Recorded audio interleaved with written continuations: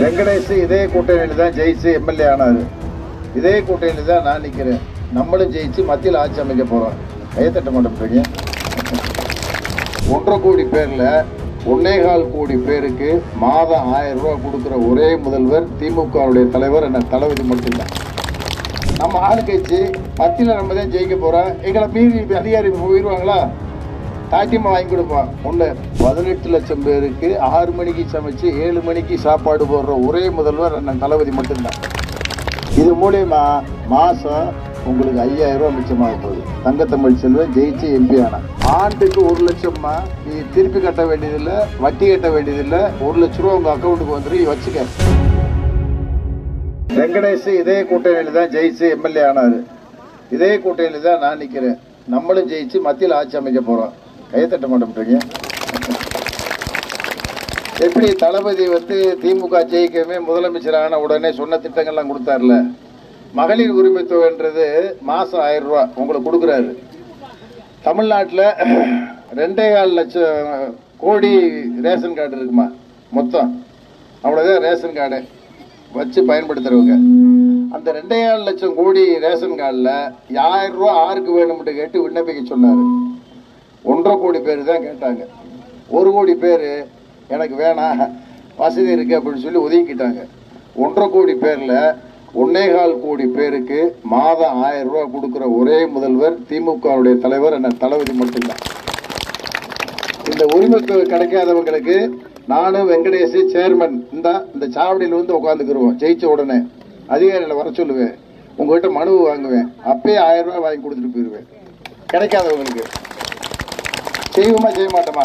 நம்ம ஆளுக்கட்சி மத்தியில் நம்ம தான் ஜெயிக்க போகிறோம். எங்களை மீறி அதிகாரி போயிடுவாங்களா?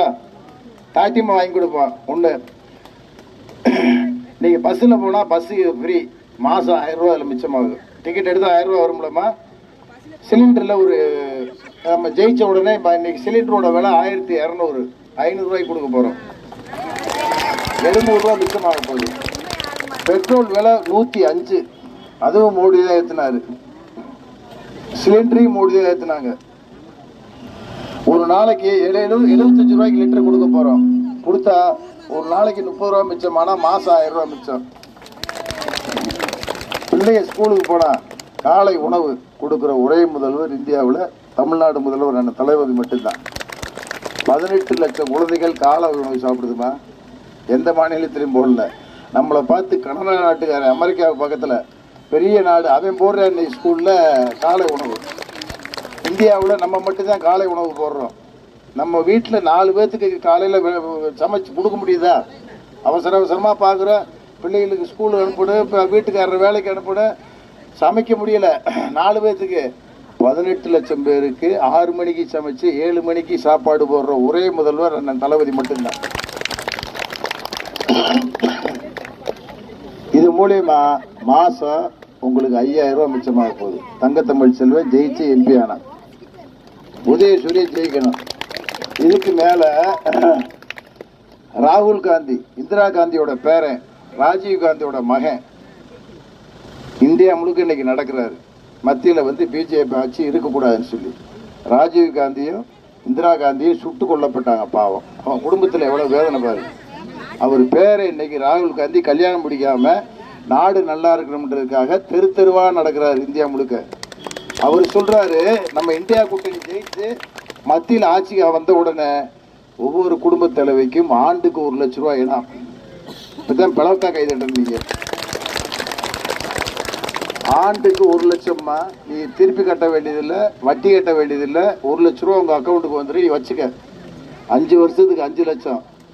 தங்கத்தமிழ் செல்வன் உதயசூரில் ஜெயிச்சு எம்பி ஆனால் 5 வருஷத்தில் 3 லட்சம், 8 லட்சம் ரூபாய் நீங்கள் சம்பாதிக்க போகிறீங்க. தங்கத்தமிழ் செல்வன் ஜெயிச்சு எம்பி ஆனால் இடையில சீட்டிங் பார்ட்டி, டோக்கன் பார்ட்டிலாம் வருவாங்க.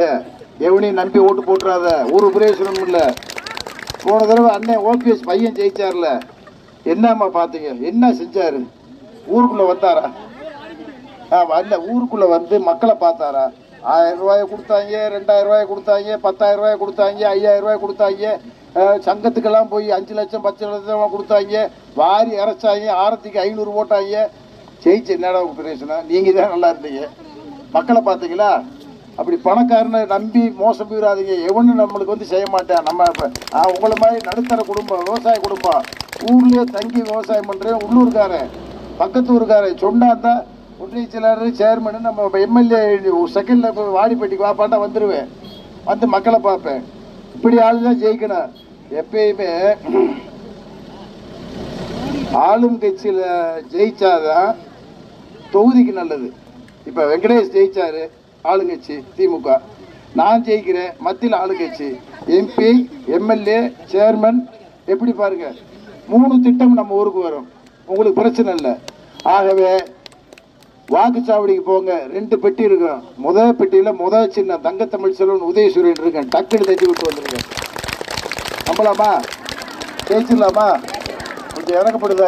நல்லவன், நல்லவன், உழைக்கிறவன், நல்ல யதார்த்தமானவன், ரொம்ப நல்லவன். மத்திய அரசு மூலியமா வேலை வாய்ப்புலேருந்து எல்லாம் பண்ணி தரேன். உங்க வீட்டு பிள்ளையா நினைச்சுக்க. நல்லா ஜெயிக்க வை. நம்ம ஊரை நல்லா பாத்துக்கிறேன் நான். நமது சின்னம் வெற்றியின் சின்னம். நன்றி, வணக்கம். இதுபோன்ற செய்திகளை மேலும் தெரிந்து கொள்ள எங்களது யூடியூப், ஃபேஸ்புக் மற்றும் ட்விட்டர் ஆப்களை சப்ஸ்கிரைப் செய்யவும்.